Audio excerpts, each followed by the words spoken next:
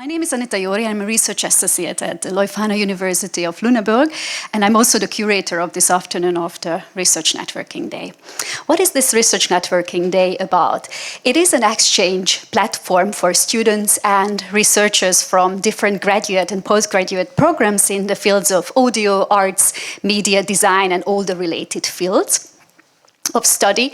And we are going to have 9 presentations today who responded to our call for papers back then in autumn 2025. And I have to say that we got more than 100 applications. So this is amazing. Thank you so much for those of you also who applied and weren't selected for this afternoon. And these 9 selected artists, researchers, students, and so on, people will respond to the program and to the theme of the festival, Dissonate, Resonate. And I would also like to thank to our collaborators, because the Research Networking Day always takes place in collaboration with different institutions. And this year they are Kunstuniversität Linz, Leuphana University of Lüneburg, and Universität Oldenburg. So thanks a lot for these collaborators. And I would also like to thank to my wonderful colleagues, Kajsa Raplinsky, who helped me a lot in the selection process of choosing the wonderful 9 people here for this afternoon, and Valeria Bodo, who is here and a very important figure for the production of this afternoon. And of course, thanks a lot for the whole DAD gallery people behind the stage who helped us really putting all this program together, and the volunteers and everyone involved. So maybe some words about the festival theme. And this is going to be, let's say, my interpretation of the theme of the festival of 2026. So dissonance means a lack of harmony, and it feels very close to how the world feels today. But dissonance is not just chaos. In music, it creates tension, movement, and energy. It shows us what is unresolved and real, instead of giving us a false sense of comfort. Dissonance is also part of life. We often live with many conflicting realities at the same time. And the challenge is not to erase these tensions, but to learn how to live with them in a meaningful way. This is where resonance, actually, in my opinion, comes in. Resonance is not the opposite of dissonance, but something that exists alongside it.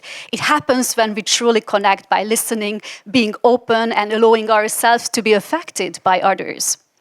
Resonance can be fragile and uncomfortable, but it creates moments of empathy, connection, and renewal. The festival theme, Dissonate, Resonance, explores this relationship between tension and connection, musically, socially, and, of course, politically. Music becomes a space where we can express difficult emotions, build new worlds, heal, and also debate. So CTM 2026 invites us to stay in the in-between spaces where different differences meet, clash, and sometimes come together in unexpected ways. So as of today, we will have 3 thematic modules that respond to this theme I just described to you. The first one, Dissonated Listening, is about how listening is never neutral, but deeply shaped by politics, place, and power. Through border zones, music circulation, and radio archives, it shows how sounds and silences carry stories of control, violence, resistance, and care that often go unnoticed. The second session, Resonance on the Dance Floor, looks at sound and club culture as spaces you can listen to, shape, and care for differently.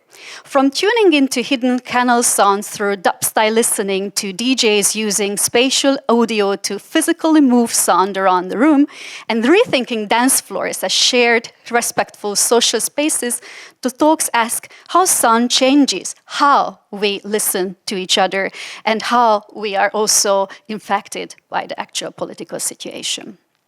Finally, the third session, Resonating Amidst the Dissonance, looks at how sound and music reflects challenge or reinforce power in times of crisis.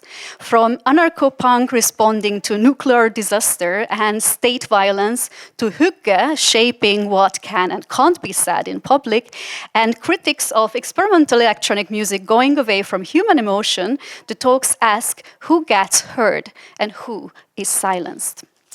So let's say maybe a few words about the practicalities and the design of this afternoon. So, as I mentioned, we will have these 3 thematic sessions, and in each session we will have 3 presenters. They will have 10 minutes to present their research findings, so dissonate and resonate. And after that, they will have a very short Q&A between the module hosts and themselves. So that's going to be a very short, let's say, individual talk between them. And then later on, they will all be invited to stage to discuss certain topics that they discussed also in their presentations. So please, all of you, if you have any questions, keep your questions to the second part of the sessions. You will all be invited to raise your questions, of course, related to the theme of those different sessions. So I think we are good to go, and I think we can move on to the first session that is titled Dissonated Listening. And I'm going to introduce the host of this session, Darsha Hewitt. So Darsha, feel free to move up on the stage that I can show that who you are actually. Darsha is an artist and a lecturer in the Tangible Music Lab at the University of Arts Linz. She works with old technologies to explore how care, repair, and resistance are built into them. She turns these discarded electronics into hands-on installations and performances, which are amazing in my opinion. And her projects have been presented widely across Europe, North America, and Asia with commissions from FACT, Transmediale, and the European Media Art Platform. So Darsha, over to you, and please introduce the first presenter. Should I take this one?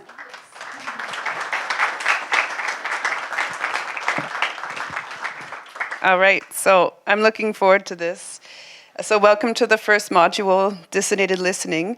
So we have 3 artists, researchers, curator, coming to ask us to reconsider listening not as a passive act, but as a form of witnessing, infrastructure building, and temporal bridge making. And the question we're looking at is, what does it mean to listen with care in contexts marked by violence, displacement, and rupture? So our first fellow is Lefteris Krysalis, who is a PhD candidate at the Bauhaus Uni Weimar, and whose research takes us to the Greek borderlands in Western Thrace. So Lefteris is asking us to listen to what he calls Aphonic Echotopia, the silences, echoes, and disruptions that mark sites of border violence. So he's going to be examining 3 locations within that, and through his work, he's proposing listening as an act of witnessing and care as a way to confront the invisible and visible apparatuses at the border. You good? We ready?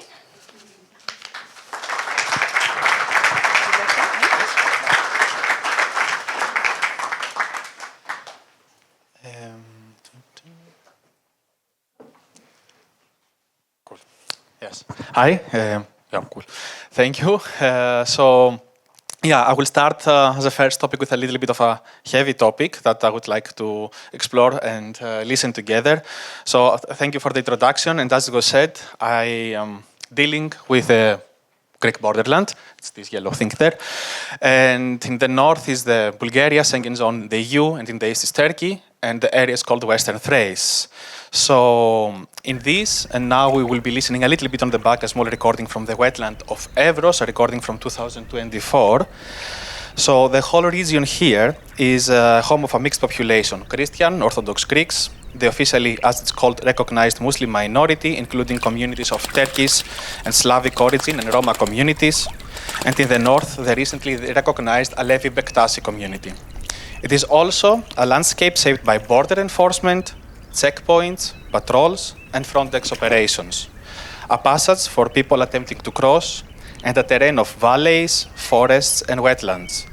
In a place like that, listening cannot be neutral. I think listening can be a way of knowing, a way of witnessing, and a way of traversing, and for some, a way of surviving as well. My positionality for me is really important here. I'm a Greek citizen, I have a Greek ID, and I'm living in Germany. I'm having and developing friends in the area, and a lot of times I even manage to have permissions from the state to record. So my listening is quite privileged and comfort compared to others. In this short time together today, I would like to listen 3 Aphonic Echotopias, as was said, which are different meanings of silence that compose the soundscape of a borderland extending far beyond the official lines. A border that's fragmented, it's capricious, and it resonates with the past and present structures of the state. So our first listening spot is here. This is a dense forest ecosystem, the Dadia dense forest ecosystem, a place where animals, shepherds, military presence, and refugees have long moved through the same terrain, seeking shelter, hiding, and crossing. But in 2023, the largest wildfire ever recorded in the European Union burned the whole landscape. More than 93,000 hectares were destroyed, and 19 people, at least according to the official numbers, all of them refugees, died. What remained in this was a completely altered landscape, a burned, exposed, and transparent landscape, an aphonic landscape, as I would like to call it here. The first listening spot is a small area at the edge of the forest that was not burned. Here, I did a 20 hours recording. In this 20 hours recording, we could hear a small part. The sound is extremely silent. The only noise that you could hear is our microphones cranked up, distant tracks, sometimes planes overhead, mainly going to Istanbul.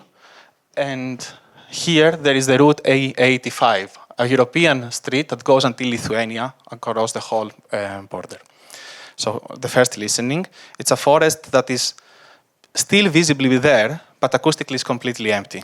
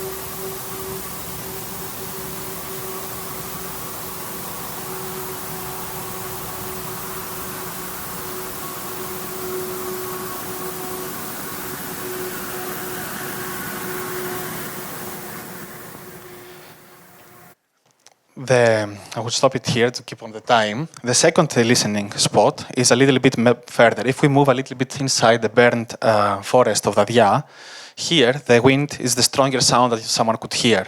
You can hear it from so far, even just minutes before you feel it. The gust is the only, and it's kindly interrupted sometimes only from branched trees or some first insects that they try to come back. This is a recording from the summer of 25 in the area of this burned zone.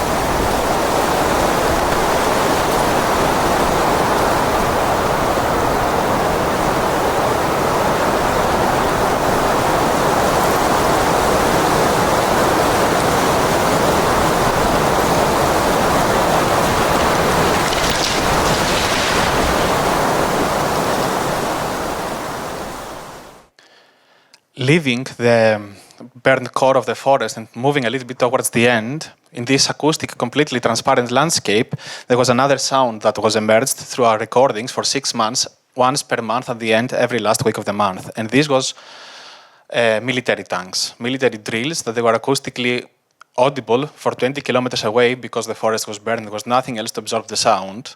And this is, for example, a recording of these drills that now has become somehow the natural cycle of this landscape.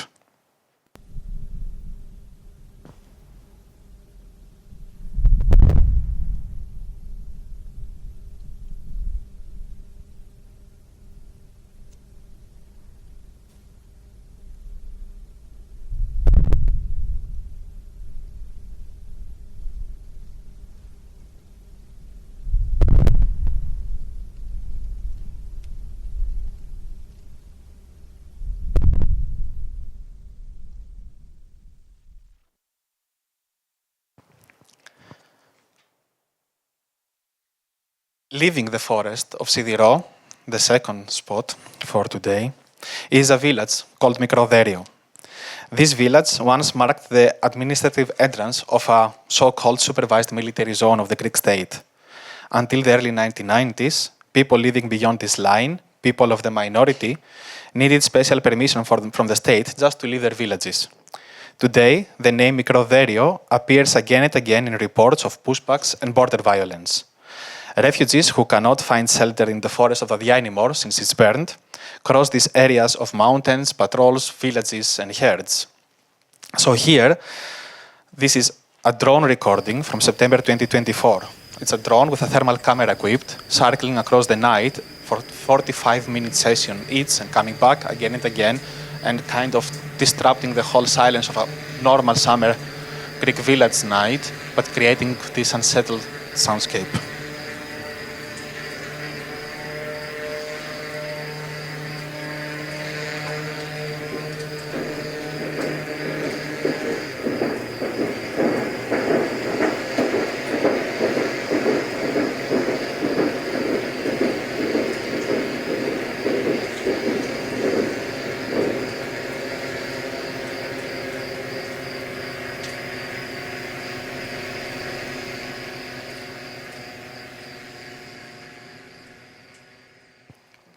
The sound that you heard between the drone, tack, tack, tack, tack, it is a military bridge, which is the only entrance to the village. This metal structure that vibrates through the entire village whenever a vehicle enters, it is the only entrance not only to the village, but also to the whole mountainous area of the minority villages. Today, most of the times, here used to be the supervised military zone entrance, and today it's exact patrol checkpoint for refugees on this exact same spot.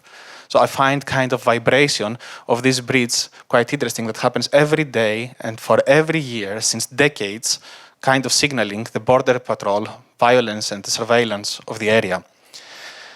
And leaving Sidiro for the last part of today, for my presentation in the last village, going a little bit eastern, leaving Mikroderio, we arrive in the village of Sidiro.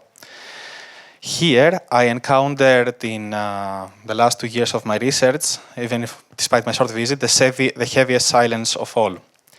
Some meters outside the village, in the yellow spot, lies a site that is not marked in official maps. We had to drive off-road a bit in the most careful way that we could, together with my partner, being alerted and listening in every alternation of the soundscape, trying to see what is going on and what happens. Here, we encountered a fence that we decided not to cross. This is not a fence as the high-tech and famous long in kilometers fence of the river Evros that is designed to keep the refugees away, but a barbed wire fence. Behind this fence lies a graveyard of refugees who died trying to cross this borderland. People whose names remain unspoken and unmarked in the most of the cases. The silence for us here was heavier than the one that we encountered in the forest, than the one that we encountered in the nights, and the one we encountered with the night drones. And I will just want to play you a small minute of this silence.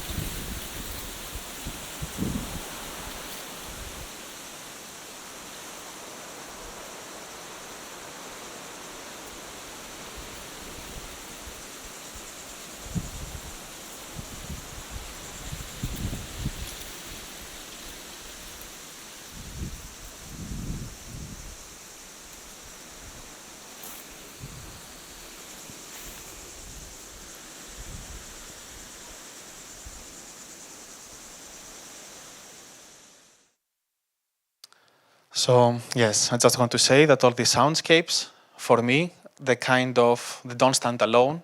All these small examples here, they overlap, they coexist in the same area. They can be listened in a different by traversing the area.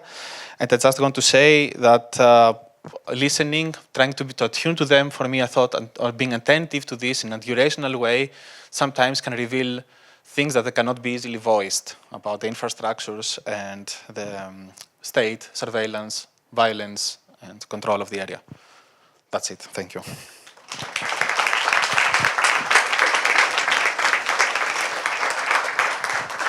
Okay. I'm just going to ask one quick question because I'm not sure about the audience, but to have only 10 minutes to experience those sounds or the lack thereof, it doesn't feel right to just only hear such a small amount of something that's so heavy and meriting or like something that needs to be paid attention to. But I just will ask a quick question, and that would be, how are you presenting this for others to be experiencing? Yes. This is something that I'm also still finding out. It's in the process of finding out. I think it needs a durational formats to experience, because it is there, and I don't want to say to people, oh, look, this violence that happens and you have to feel guilt. It is there, and it will be there, unfortunately. And so what I'm trying to, or I want to, is just a way that some people can a little bit take the time and realize the structure. So that's why I want to experience more longer formats and durational formats of listening about this and talking about it. It also raises some questions for me too about its connections to acoustic ecology, because I'm thinking about how acoustic ecology was often about pointing out how noise shows how humans are causing harm and destruction, but here it's like this flip that's happening. So I think it's an interesting growth onto that, into this field as well. And it is a really loud area in general. Now I presented selected spots and silences that I'm approaching, and this is what I find really interesting. And that's why I'm saying about the duration listening. It's a really loud area, noisy area with infrastructures, bars, daily life, that everything seems normal. And only, this is what that maybe I missed it, I tried to say that by listening attentively behind this first noise, someone realized these dissonances of the place. And what's wrong? I see. Okay, thank you very much.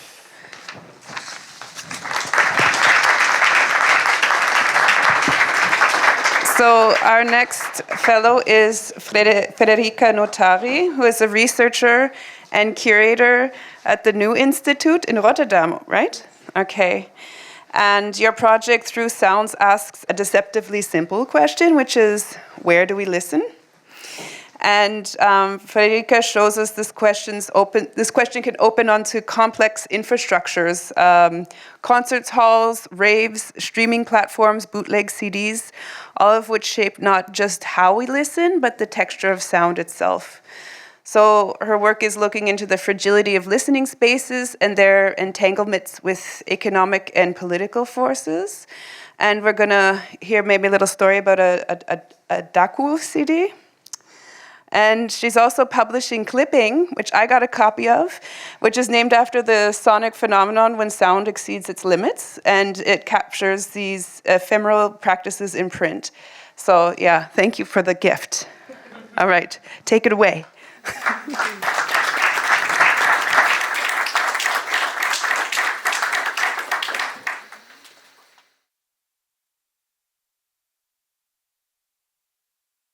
All right, thank you.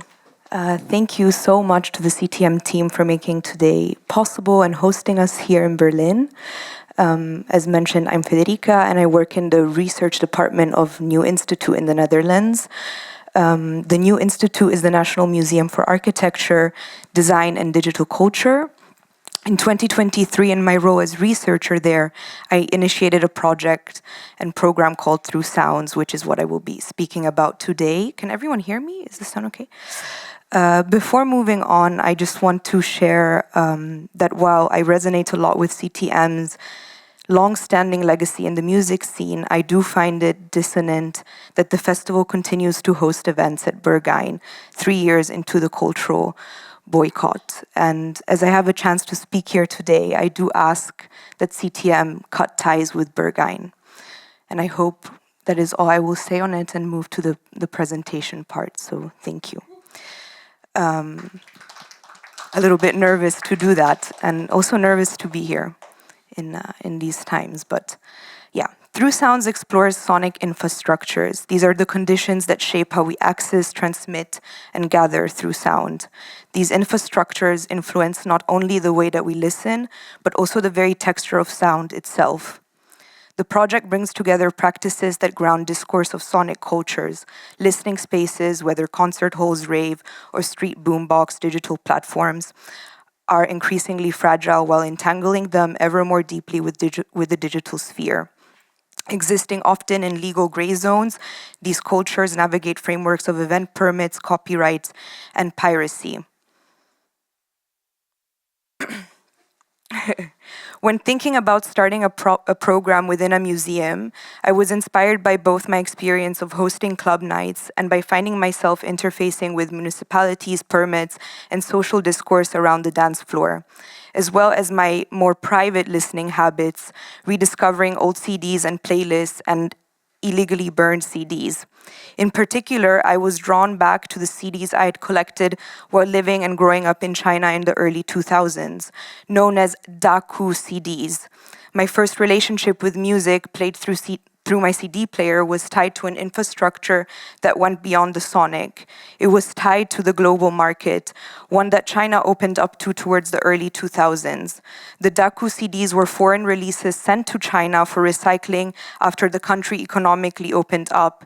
And in an attempt to prevent the items being resold, customs authorities would punch and literally drill holes into the cases, hence the name Daku, which translates as some variation of cut out or saw gash. But of course, they were still sold. They were either fixed or sold with the hole, meaning a few tracks wouldn't play properly. But that became part of the listening experience. You would sit through the time of a track in silence, waiting for the next song to come on. These infrastructures impacted the texture of listening. CDs like this encompassed the gray zones of legality. Music was able to travel globally, but hit the market with its locally adapted, remixed, and bootlegged language and vernacular graphic design, as you can see from my Avril Lavigne CD. Although licensed CDs were available, they were expensive. Due to the widespread popularity of Daku CDs, they became a major way for Chinese youth to discover foreign music. I was the consumer and part of that infrastructure, coming of age as a child of neoliberalism and globalization, born in a small town in the periphery of Naples. I moved to China with my family just as the millennial hit and the country opened up to global markets. In the years that there was still the idealism that global markets, internationalization, and the now contested ideas that this would, potentially sustain all of us and have some sort of trickle-down economy, better the world. Another example, more urgent, is the Palestinian Sound Archive we collaborated with that highlights how sonic infrastructures and its archive can become sites of struggle, of systemic erasure and control, subject to the ongoing violence of Israeli occupation through the years and genocide. The archive is at risk, the cassettes oftentimes considered illegal to begin with.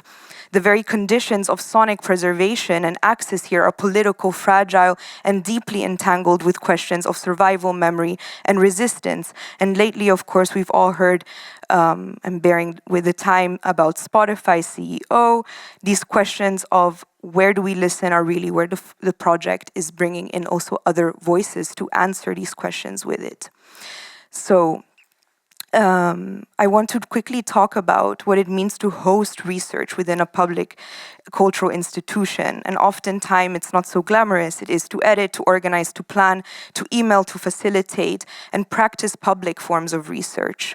Research that is co-curated with, grounded in listening to fields of practice, and continuously generating and regenerating itself. Thinking through sounds then becomes a method for reimagining how we can design habitable futures, as sound invites us to understand space and infrastructure not as fixed or given, but as compositions open to struggle and exchange and reconfiguration. In this sense, public research is a way of practicing habitable futures, asking how we might design for them, enacting, testing, and living theory in practice. For today, I chose to highlight specific projects because research within a cultural institution must be embodied and operational, because my responsibility as a cultural worker is to open research outward, to those in the field and to the public, ensuring that the cement building remains porous and resonant. So bear with me as I share some of these projects and examples with which I've had the pleasure of working with that explore these sonic infrastructures. The first is programming through research nights. These are reoccurring events dedicated to interest and ongoing research. At New Institute, in this, you see Brandon Labelle, Collective Core, Golnoush from local radio in Rotterdam, Radio Warm. Core is a collective based in Amsterdam, and Katia Truhen, who is the context program of Rewire. And together we were talking about the fragility of infrastructures, so how they can be bent, but also how they tend to at times fail us and disappear as well. To this, I will also briefly mention that sometimes we also are able to commission actually exhibitions. So this is a commission I invited Aime Theroux to, titled Unbound Echo, for the exhibition Mad, Architecture and Emotion. Yeah, I won't go in it too much, but here this is part of the sonic installation. It was an interactive installation with accompanying public program and workshop as well. And every year we have the pleasure of being at Rewire. This is 2024, and we sort of curated a program that was looking at, festivals like CTM happen over a period of time, but who's really sustaining the sonic fabric of the cities when we're in and out of these spaces. So for our first collaboration, we worked with LAC, who's a club space, and funnily enough, they were shut down because of municipal permits during that time. And other residency and collectives as well. I won't go into this too much because of time, but this is a 2025 collaboration with Rewire as well, looking at the internet and club closures and coming of age through music, so how we sort of also transform between the personal and the collective when we come of age through music. What does it mean to meet a scene, and how does that change us and shape us? And most recently, which I'm excited to share, is that in 2026, we're heading into focus with the digital. And this has always been a little bit an underpinning to the project. But of course, the online and offline are no longer mutually exclusive, but really constitute a new mixed reality as they converge in this infrastructural struggle, informing and depending on each other, where the online existence requires new and more adaptable performances also of the self to sort of negotiate these range of contexts. We're really interested in platforms that are coming out. Example, Nina as well. How do they work? What are they? How are they actually designed? And how are they performing for users? What are their models of membership subscription? And how are they? Imagining maybe an internet otherwise, which we're working with actually a working group. So there's 6 members in this working group, and we're all dealing with these complexities together, which is really great that I don't have to do this alone. So as you might have noticed, there's quite a lot going on, but what do we do with all of this and with everything that we're generating with all of these conversations? And with this in mind, I launched a series of publications titled Clipping, as was mentioned. The first titled Coming of Age, actually. And sonically, the term clipping is a form of distortion that happens when the signal exceeds its limit, flattening waveforms and producing harsh, jagged textures. It's the breakdown of clarity, but also the sight of possibility. In the name clipping, the ing suffix operates as both an action to clip, to cut, to trim, and the product of that action, a clipping, a formalized fragment exercised from a larger whole. As a present participle, clipping describes a mode of working, where here editing, designing, and publishing operate as relational acts rather than terminal gestures. And I'm showing you a little bit of clipping 1. On February 5th, we're launching clipping 2, some parts, and I will take just one more minute to read part of the introduction written by Cleo, who's the editor and designer, and she writes, some parts, the title comes from the reference of Lidia Cabrera, Between the Sum and the Parts, the first English language volume dedicated to the Cuban writer, which positions translation as a greater vehicle. As a writer, Cabrera negotiates the tension and implications between whole and fragment, myth and ethnography, singular voice and collective ritual. Her interests were most attuned to honoring stories, songs, proverbs, and secrets, the parts that could in turn constellate into the larger sum, cultural continuities, historical transmissions, and open unknowns. In a way, to research through resonances and dissonances of sound is to do this type of work, to stay between the sum and the parts. So,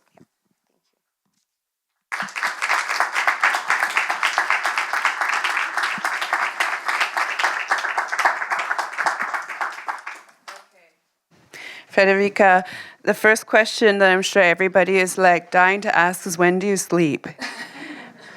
Just kidding, don't answer, it's weird.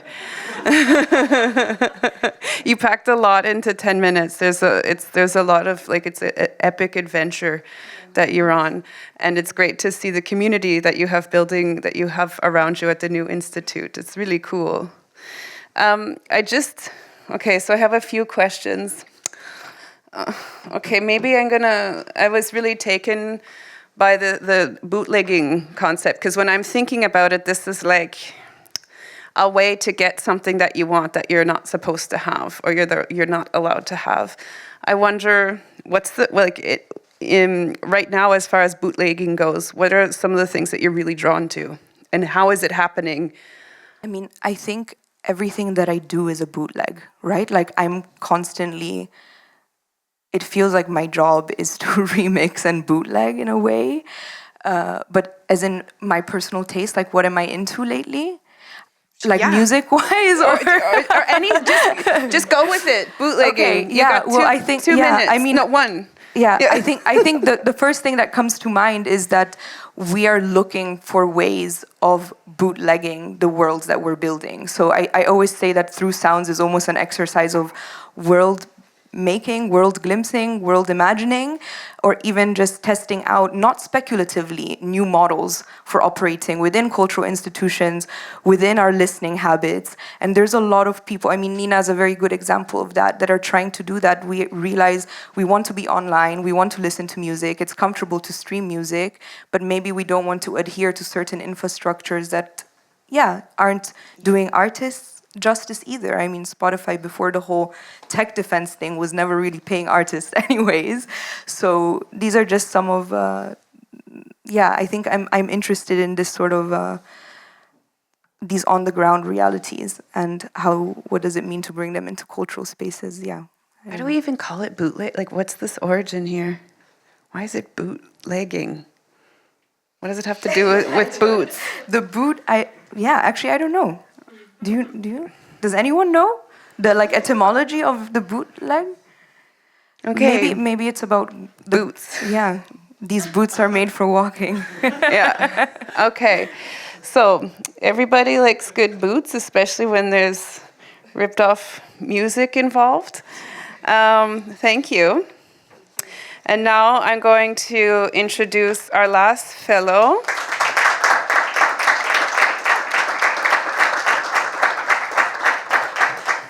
So we have Kika Echeverría, And they are an anthropologist, artist, and sound researcher based in Berlin. And their work treats memory as a creative tool and explores the political dimensions of sound. Kika's presentation takes us into the archive of Chile al Dia, a radio program broadcast from the former German Democratic Republic, which is like close to where we are, right? The death strip wasn't so far away from here, right? Or? Yeah. Okay. So it's quite present. So this was a broadcast that was between GDR and Chile between 1973 and 1990, produced by Chilean journalists living in exile under Pinochet's dictatorship. So Kika's asking in her work and in her presentation, what traces from the past are flying around, waiting to become part of the present, and what happens when listening itself becomes a gesture that gives form to these ghostly transmissions. Radio.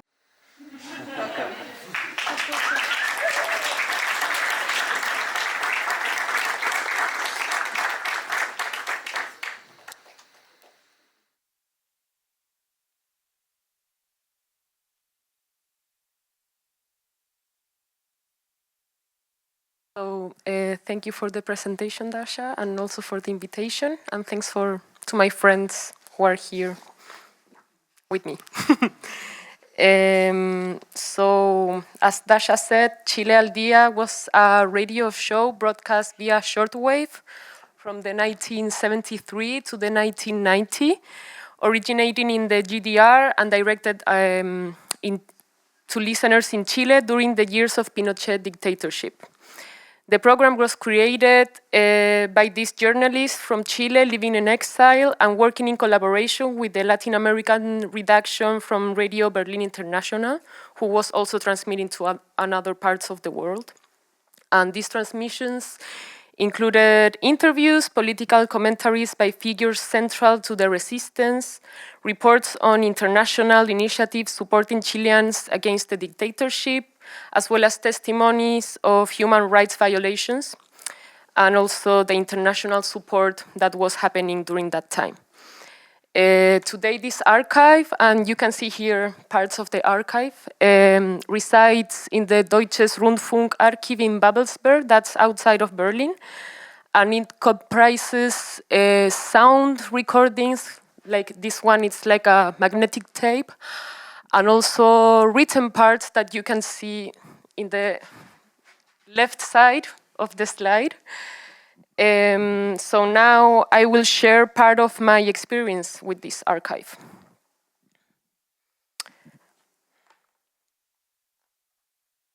I entered the room. Everything was ready to start. There was a computer, one set of headphones, 2 speakers, a tape machine, and some boxes filled with papers. I sat calmly, pressed play, closed my eyes, and listened to a charango. A voice said firmly, "Chileno, no estás solo," meaning Chilean, you are not alone. They speak my language, I thought. They are speaking to me. I immersed myself surrounded by voices, little bugs, elaborated discourses, and music I felt as part of myself. I transported myself into another atmosphere that was familiar to me, although it was the first time I was there. I breathed deeply and looked at the sky outside the room while the trees' leaves were waving in the wind, feeling everything that touches them, even things we can't see. Is it possible that the broadcast I am listening to are also touching the leaves? Are they part of the wind I enjoy during summer? While I was listening, I couldn't see anybody in the eyes to share my emotions. There was no possibility of eye contact. I immersed myself in feelings I haven't felt before but only have heard about. A tear came to my eye. My hands touched the papers while I was surrounded by aged smells. The papers were mostly thin, some even transparent, and I turned one page after another carefully. I read El hombre es un creador by Víctor Jara. and immediately it started to play in the background in my mind.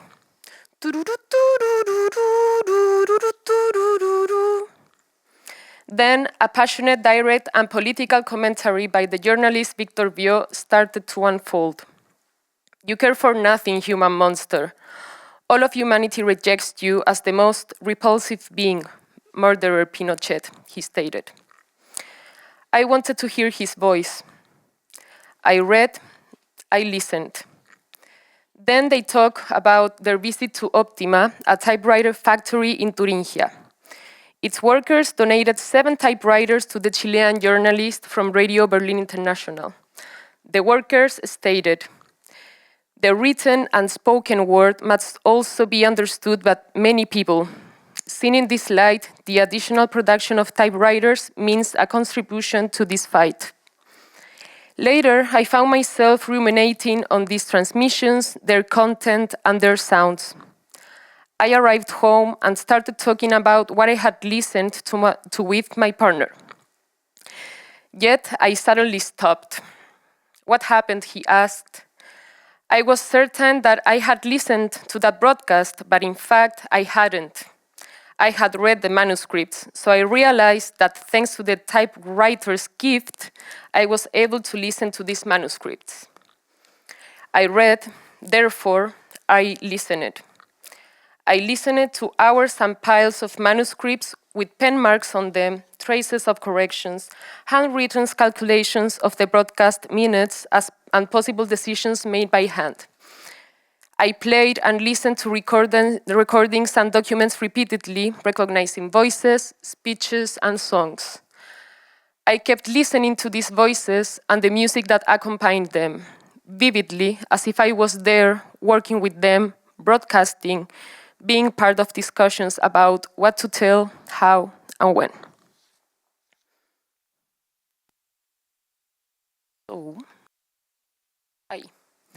So basically, and now I'm running a little bit out of time, these are the main concepts that after this experience I just shared with you, I was working with.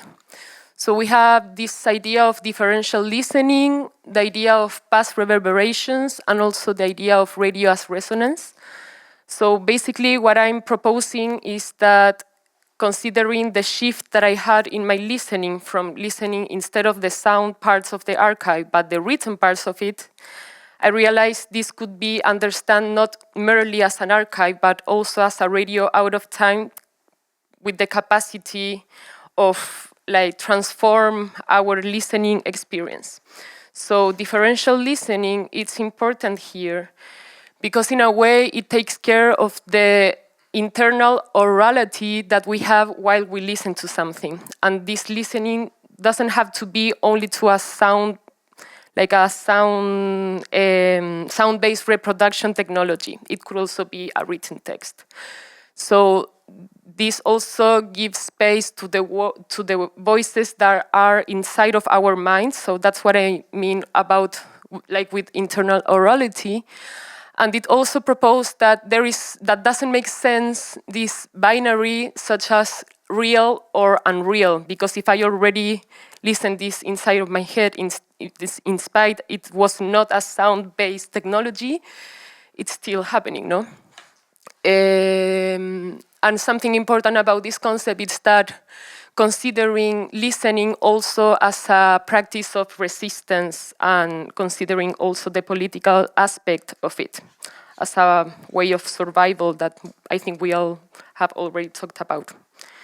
Then we have the past reverberations from Stephen Feld, and basically in a few words, this concept means about how it's possible to make the absent through sound. He takes this concept from the Kaluli, from his ethnography from them, and how they, in their funerals, they sing like a bird when the person is in the funeral, as a way to make his absence present through another sound. So it's like this poetic way to make this a present absence, and also I think this very entangled with the time out of joint that Derrida talks about in the spectra of Marx, how this can break our vision of time, like the past, present, future, and disrupts it. So I think that's quite important to now talk about radio as resonance that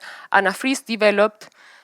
And basically, she understands transmissions not merely as channels for disseminating information, but as active networks of communication. So recognizing resonance within transmissions deepens our understanding of co-presence, enables the creation of relational circuits where airwaves remain alive and vulnerable to disruption. When I heard about this idea of radio as resonance, was really like, okay, maybe that's what happened to me with this archive, so I was very happy that I found it. Read it, it's really cool. So my final words, that this radio archive, if it's understood through a differential listening that engages with an aesthetic of resonance, can lead us to approach the radio show itself, making it emergent and relevant for the present times. We know that the world today, it's really hectic and fucked up. So it was really interesting to connect with this past history from Chileans in exile here in Berlin, and how can also, you can see in the picture, they are even talking about the Palestinian resistance, and this was in the 75. We know that this has been a problem that has many years. So it was also crazy to find this, and it was like, okay, I can read this today, and it also makes sense, so it's still happening. So I think that was also very important to state why I'm talking about this radio out of time. And then from there, my invitation is to pay attention and articulate alternatives listening practices that interweave diverse layers, planes, and subjectivities, not aiming to reach an absolute understanding of the world, but with the will to listen to all the voices that seek to be heard, to their persistence on that, and those that are floating around the air, even those that are now resonating through pictures. And here I quote Tina Kamp's work on listening to images, because voices don't vanish until we decide to give them attention. That's what I'm stating today. Thank you.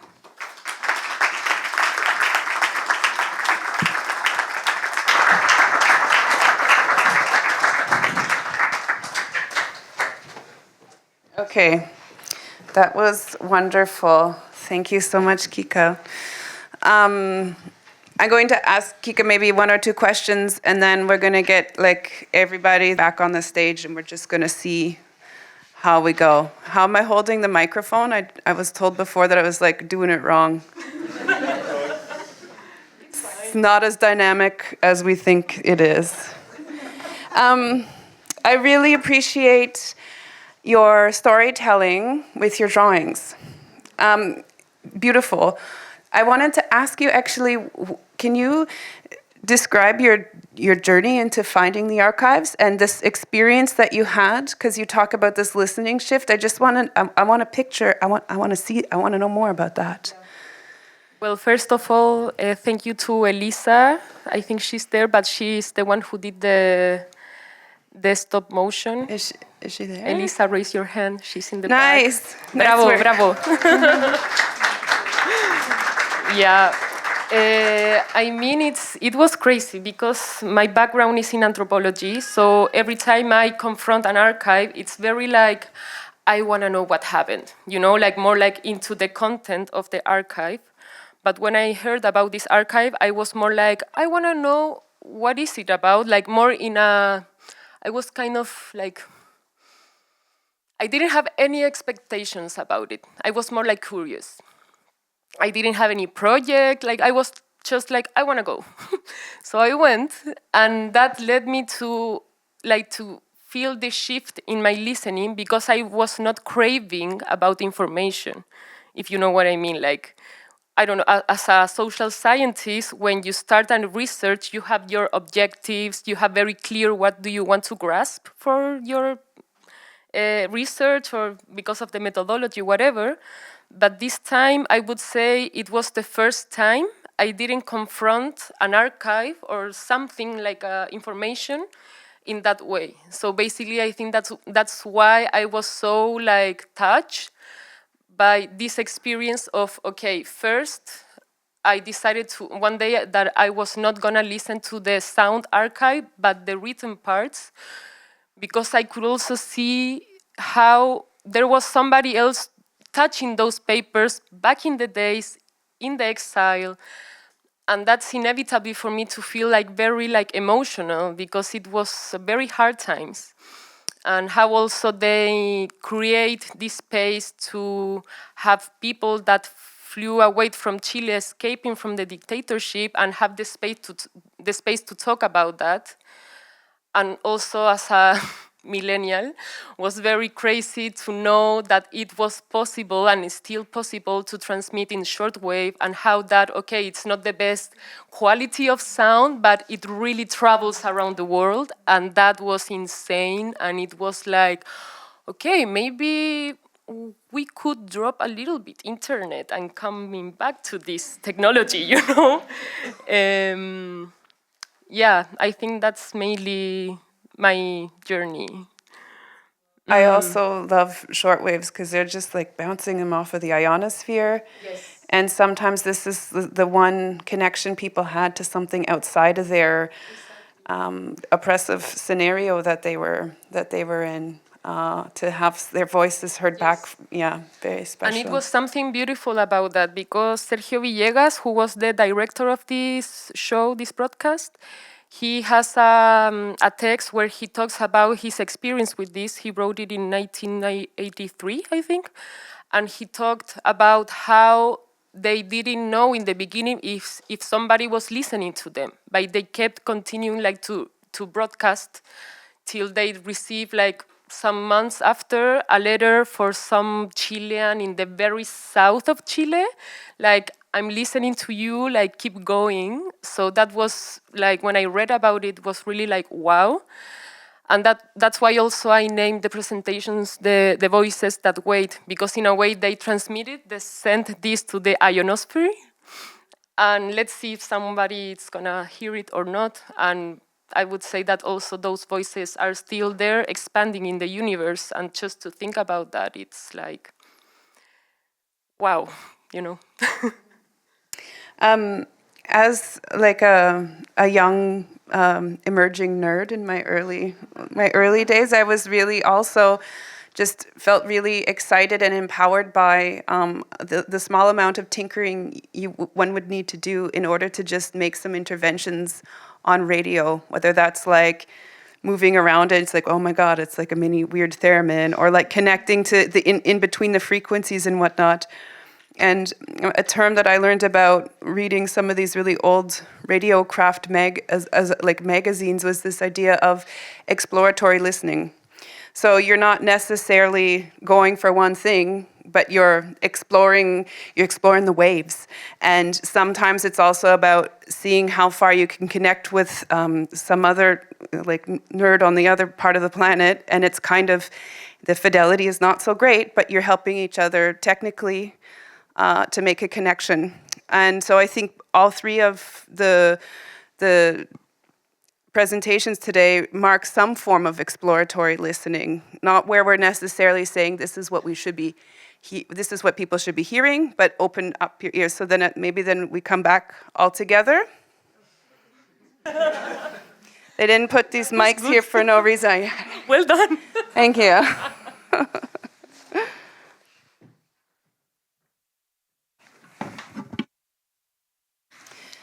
Okay. Oh yeah, go for it. Kika, I might ask you to open up on this question that I have, and it's dealing with this concept of the hauntology. Maybe you can describe that to us, because it's a term that does float around, and it's kind of like, ooh. And I'd like you to maybe open that up, and then maybe you each can also talk about how hauntology potentially touches your work. Mm-hmm. Okay, go for it. Yeah. Okay, so I'm gonna keep it simple, but after after I have this encounter with the archive, I was really like haunted by ghosts. Like not like it's not that they were there and doing things in my place, but I was constantly thinking about them, and I even developed an sound installation based on this research and this experience with satellites. So when I was doing that, I was, for example, walking here in Berlin, and it's full of them. Like many buildings have them, and I was really into like, okay, maybe these transmissions are possible to hear with these antennas, but we are not working to make that happen. So I was like constantly like haunted by that. And then, okay, the idea of hauntology, it's also this, as I stated in the slide, like this time out of joint, where the notion of past, present, future is broken, it's disrupted, so everything merged, and there is like a time sequence, to say so, defined.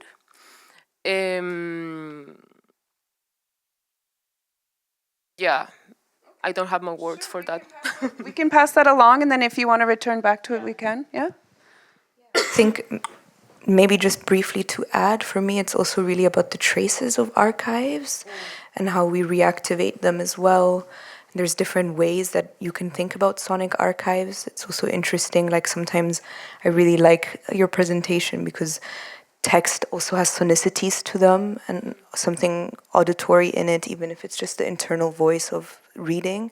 But yeah, I think I would sort of leave it up to that, but I think I'm interested in how to sort of also awaken what's haunting us in the archives and reactivate them and keeping it in this interplay between like static and mobile and aliveness. And I think archives, saying that, yeah, the ontology of archives reminds me that they're really alive actually, and they're shifting in forms and material conditions as well. Yeah, for me, I would, instead of the archive, I would replace it with the landscape. And I would see the landscape as the archive in this case. And when it appears, also these kind of traces and ontological traces in my research were mainly two things. One has to do even with radio. I want to connect with radio. A lot of times if my microphones were not shielded properly or the equipment, because there's so much surveillance around and antennas from the militaries and so on, you could hear all these interferences on the recordings, and I have a lot of recordings that are mainly interferences. And this is the one part. And the second part, I want to connect it with a concept of Lefebvre about rhythm analysis. And there are a lot of traces in the landscape of things that you don't see, from a barbed wire to clothes to something. And I want to say that also the encounter of them, the rhythm of encountering them, or the maybe a rhythmic way of encountering them, for me creates this kind of ghost of the landscape, of something that was present there, it's still present, or I don't see it, I can hear it, I can trace it. For me, it's a connection in this way. I don't know if I answer. Yeah. Yes.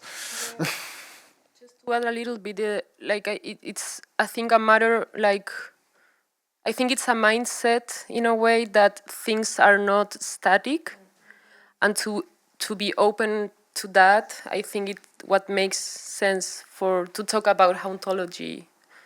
Yeah, just to add that. Okay, so my next question, it's going to be about time and transmission. And I actually want to draw on, is Thaisa there? Is anybody that was at was that you? Was anybody at Resynthesizing Tradition last year? This, okay, there was one artist, African artist, his name started with a D. He was also like speaking French.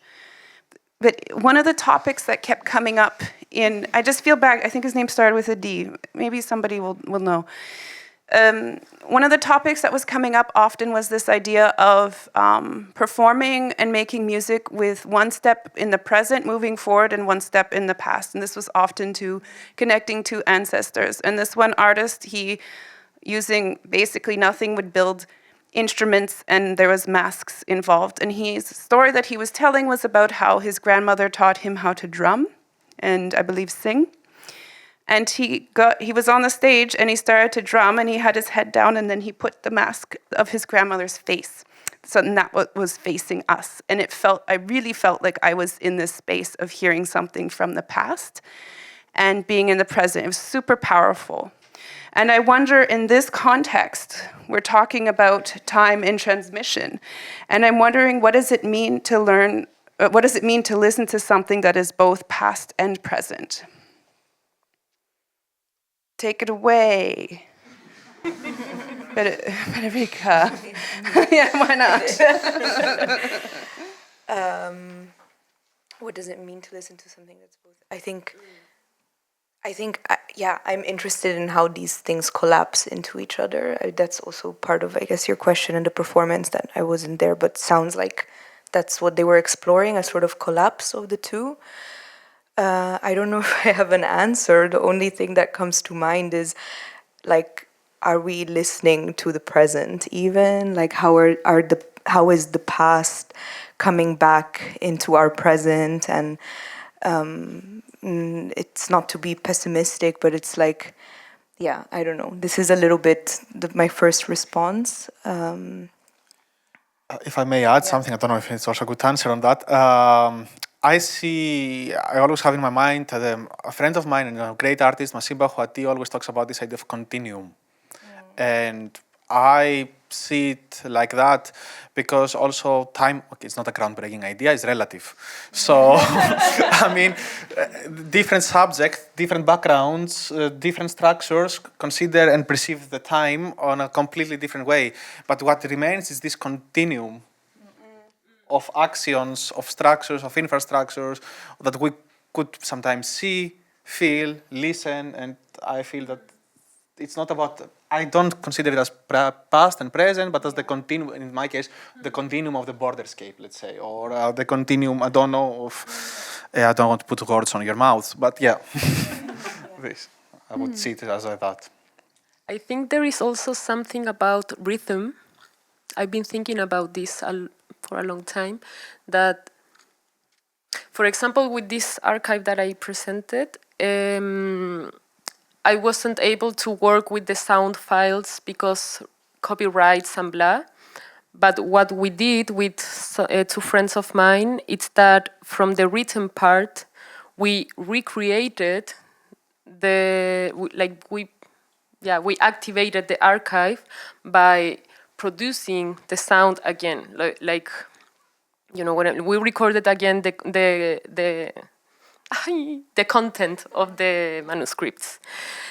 And it was very interesting because, first you can say, okay, you activated something that was written to the present, that's the first idea. But while we were doing it, we realized how the locution needs to be more like paused, because back in the days, the rhythm of speaking in the radio was much slower than today.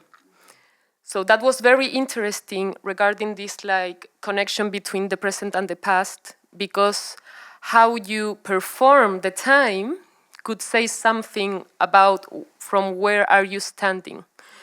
I don't have an answer to that, to be honest, but I think it's an important matter when we talk about time. I think it's fundamental to talk also about rhythm. I'm also still thinking about sort of these loops between past, presence, and how are they broken. I mean, there's a lot also when it comes to algorithms as a loop, and how do you sort of break that. But yeah, there's no definite answer either. Can I just ask a question about time? It says we have 10 minutes here. Is that also to include the audience discussion? Who's got a good one? Who's got a question?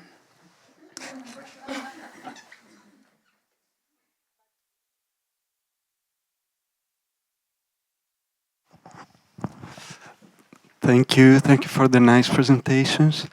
To me, it seems that you all somehow were dealing with some presence in absence. And I would be curious how you cultivate that, because how you cultivate finding meaning, making sense, because we live in times of abundance of information, but lack of connection. Connection not just to others, but connecting ourselves with the topic or the context.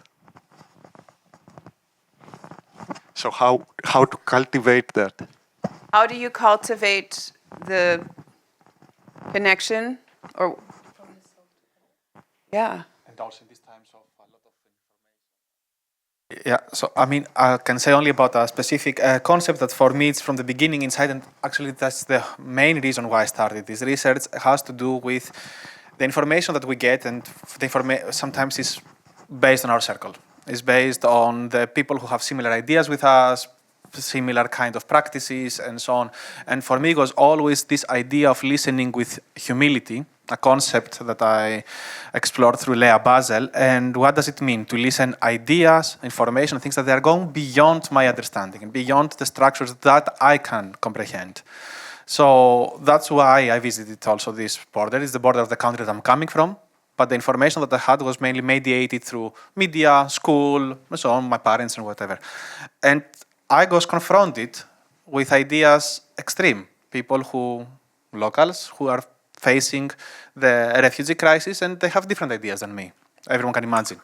And or the opposite, of people who try to cross and so on. So for me, this idea, listening with humility, being able there to also, contrast my own understanding, my own structures, was the core of how to make sense, how to make meaning, and stay a bit behind and just listen.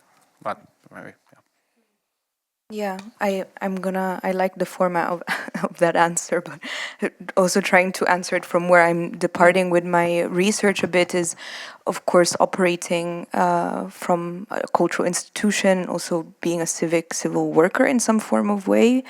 So responding to the public as well. And I think in the same way of listening with humility, I say, listen with porosity and enact that listening throughout what I do with porosity, which is something that really shapes, I think, my curatorial practices and the way that I bring sound into the building, actually through others as well. So it's really, it leaves me quite quickly. I always say, my research is with me just for a little bit, and then it immediately extends to other bodies. And that's the best part of my job. At the same time, it's also complex because you're also working with needing to mitigate that with the general public, of course. It's a museum for architecture, design, and digital culture. Why sound? Is it entertainment? How does it reflect back into these disciplines? And the layers of sort of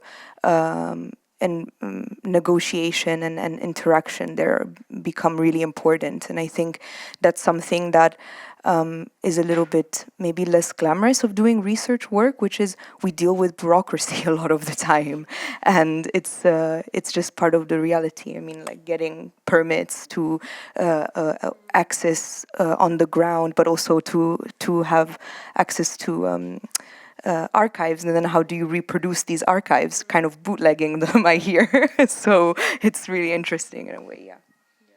I don't know if that answers fully, but...